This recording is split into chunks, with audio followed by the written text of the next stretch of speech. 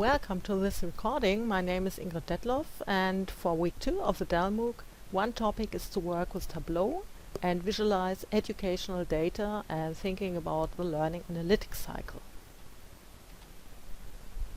The steps of this cycle consist of data collection or acquisition, dataset cleaning, analysis and visualization, and last but not least, action, which means intervention, optimization, and then back to the learner.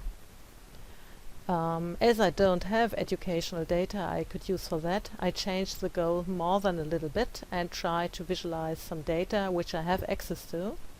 I used an export of my hobby cinema going database and tried some features of Tableau version 8.2, where we have a test account during the MOOC.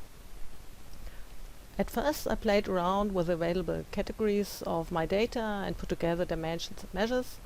Most of the early results weren't very clear.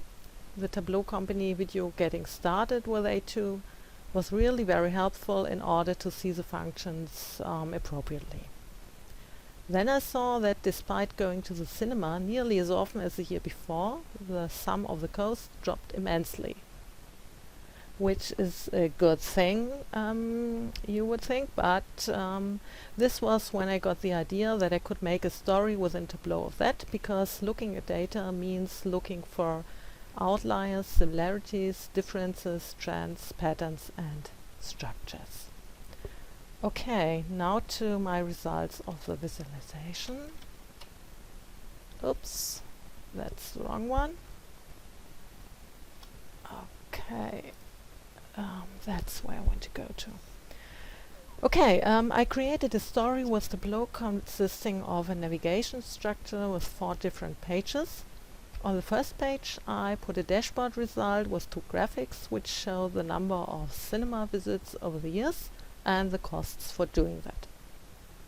With mouse over you can see the items in detail, and you can also add a commentary, which I did here to make things clearer, because in a PDF export that's all that remains, because the interactivity is totally gone.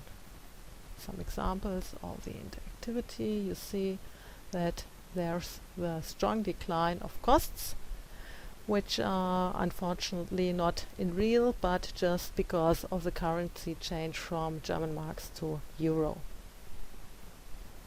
Okay, the next visualization I did was which day of the week did I prefer? Did that change over the years? I click on this button and I wrote a commentary, not so easy to see when you don't click on the panel. That means normally you see the whole thing, all weekdays and all visits, and these are a lot. You can change the graphic by clicking on Saturday, for example, and it gets very clear that, for example, Saturday in the year of 2000 I had a cost of 135 German marks at the time for going to the cinema.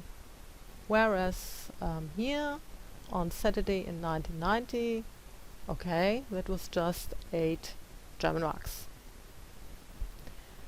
Good, I'll change back to the whole thing.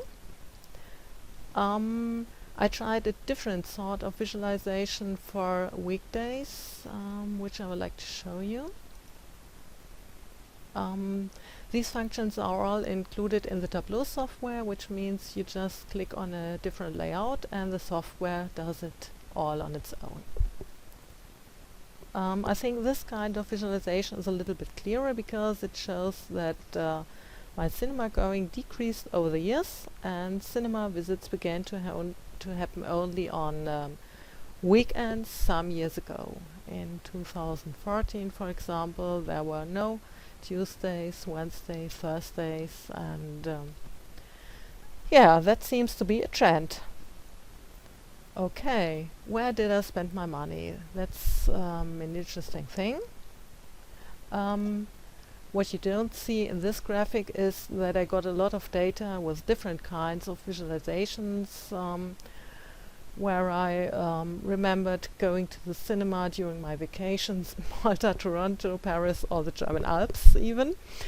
But naturally, obviously, the cinemas I went most to are cinemas in the cities I lived. For example, in Kassel, the Gloria Cinema. Yeah, you see, I spent amount of 486 German marks for going to exactly this one cinema, which was in the 90s. Okay, back to business and the theory behind it.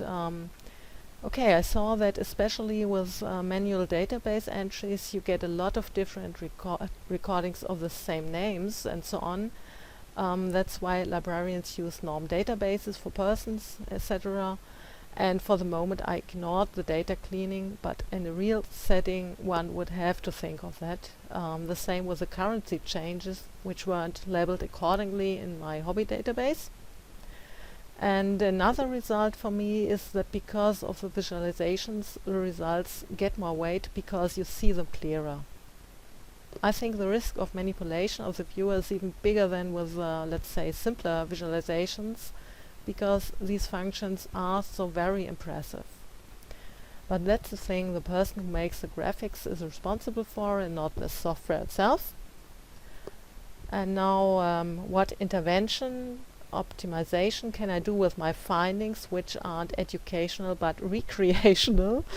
Maybe I should remember that cinema visits are a nice hobby and do more of them. Or I could go on weekdays because it would be cheaper than at the weekends. Yeah, that's it for now. Thank you very much for watching this.